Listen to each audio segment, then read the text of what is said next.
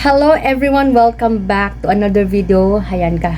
Kakadating ko lang, kakaligo ko lang, fresh na fresh. Ayan, galing ako sa sa Amang Rodriguez kanina. Nag-process kasi ako na gamot ko para sa treatment ko. Yesterday kasi ay check-up day. Kaso, inabot na kami ng hapon. So, naabutan ng cut-off. Hindi namin na-process yung gamot.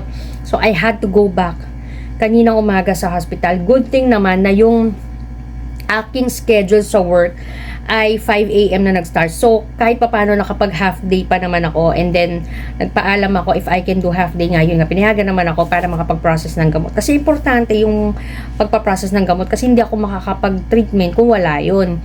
Anyway, since nakapagpa-check up naman na ako kahapon, i-discuss ko na itong aking PET scan result. Kasi nung August 11, that was a Monday, kung di ako nagkakamali, kapag pa-PET scan na ako, this is my third PET scan. Ito, pakita ko sa inyo. Ayan. This is my third. Ito yung first, second. Nung Friday, na-receive na namin yung result. Kaso nga lang, syempre, as much as we want to understand yung mga medical terms, syempre ang hirap. Naghintay na lang ako ng consultation day ko para mapa-check sa doktor, mapa-double check kung ano na nga ba ang lagay ng aking health. May 2024, April 2025, and then ito na nga yung August. Usually, kapag magpapa-PET scan, after mo ng mga cancer treatment, dapat yan once a year. Pero dahil nga nagkaroon ng recurrence ang aking cancer, nagkaroon ng metastasis, nirecommend ng doktor na magpa-PET scan ako yun nga, this August, para makita if ano ang tawag dito, response ng katawan ko sa treatment. Okay, so papakita ko muna sa inyo. Ayan. This was the image of May 2024. Okay pa yan. So, validated naman nung doctor ko na nung May 2024 ay okay ako. Okay? There's nothing to worry. Okay? I was on recovery period. And, yun. We were very happy about it. Now, kung napanood nyo yung mga previous vlog ko, early this year, na-announce nga na ang cancer ko ay bumalik at ito ay nag-progress into stage 4. Ito na yung itsura. Ito na itsura ng imaging. So, bigyan ko kayo ng sample. Siguro yung magkapareho. Ayan, ito. Ito na lang magkalapit para makikita nyo. Itong dalawa lang tignan nyo. 'Di ba? Ito yung May 2024 ko. Tapos, ito yung April 2025. O, diba? Ayan. Kita nyo yung mga kalat. Of course, hindi yung kasama yung head walang tumor yan. Kaya lang kasi, syempre, yung akin with contrast, siguro, ewan ko kung anong nangyayari sa brain at na puro black yan. So, ayan. Kaya nakita nila na may kalat sa aking lungs, sa aking liver, sa aking bones, ayan ito. Tapos yung aking cervical lymph nodes. Ganyan na yung itsura niya. Treatment, ang nirecommend sa akin, targeted therapy, which is the trastuzumab. Tapos merong bone therapy, which is the zoledronics. Tapos, every 3 months, meron akong hormonal blocker, meaning ini-stop na po ang aking menstruation. Kaya eto, ako medyo nakakaramdam na ng mga yun nga, yung menopausal, perimenopausal. Alam nyo, nag-check ako, nag-research ako about it.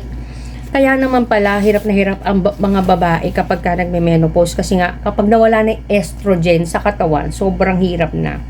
So, ito, papakita ko naman sa inyo ang result ng August 2025 versus sa April 2025. Pili tayo ng, ayan, ito na lang. Para makita nyo yung difference. Pili tayo ng image. You can just, ito lang ha.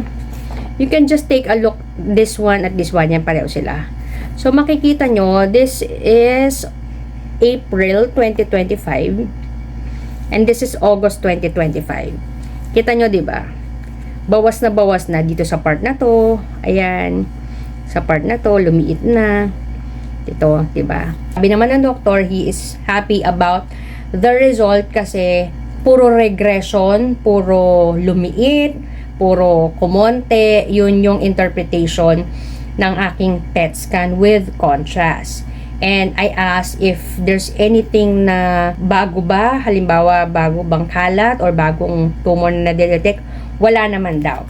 So, thank God at my condition is getting better and my body is responding to the treatment so far. Hopefully, by my next PET scan, itong image na makikita ko is yung similar doon sa aking May 2024, which is this image. Ayan. So, hopefully, ganyan na lang siya. Tapos, ayun. And we can declare na gumaling na talaga ako ng tuluyan. Okay? Nothing is impossible. Although, it's been said na wala nang cure para sa cancer. If it's already stage 4, we can only manage, we can only control. But who knows, di ba? Nothing is impossible. Kaya, aasa pa rin tayo na mako-cure pa rin. At mababalik pa rin sa kondisyon na masasabi na natin na tayo ay na-cure na at tayo ay recovery na lang at cancer-free na. If you're interested to know what the PET scan process is, dito po sa iScan Marikina, I can really recommend this diagnostic laboratory because even ang mga doctors, alam ko, prefer nila ang iScan because of the quality of the images, pati yung result. Tapos, pati yung quality of service nila sa mga patients kapag nag-avail kayo. I'm happy na sa iScan ako nagpapa PET scan kasi talaga naman sobrang ganda ng kanilang service.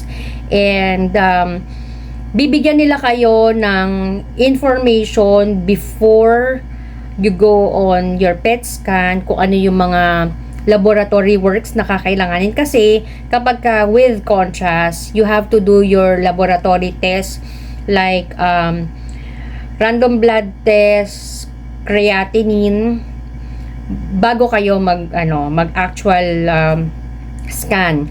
So you need to do that few days before, at least within 7 days kasi after 7 days hindi na nila tatanggapin yung result.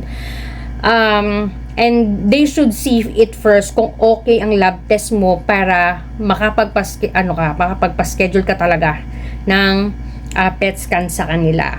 So, if you're interested, pwede kayong tumawag sa kanila. Well, this is not a sponsored video. Tawag lang kayo sa kanila para malaman nyo kung paano i-avail ang kanilang service. And, yun. I think that's about it. So, at least na-deliver ko na ang good news para sa mga tao na sumusubaybay at nag-aantay ng update from me. Okay? And, ongoing pa rin po ang ating Watch for a Cause, August, September, October, November. You can watch all the videos here in my YouTube channel. Part of my YouTube income will be given to the School of Bitik Elementary School in Tanay Rizal at Apple Learning Center in Angono, Rizal. Sa December na po yon ibibigay para makaipon tayo from August, September, October, November. Nood lang po kayo. We encourage you not to skip the ad and share the videos if you think that someone is interested to watch the videos na pwede na-upload ko na. Meron ako mga old videos where I share my recipes, cooking tutorial, cooking tips, mga reviews, tapos product review.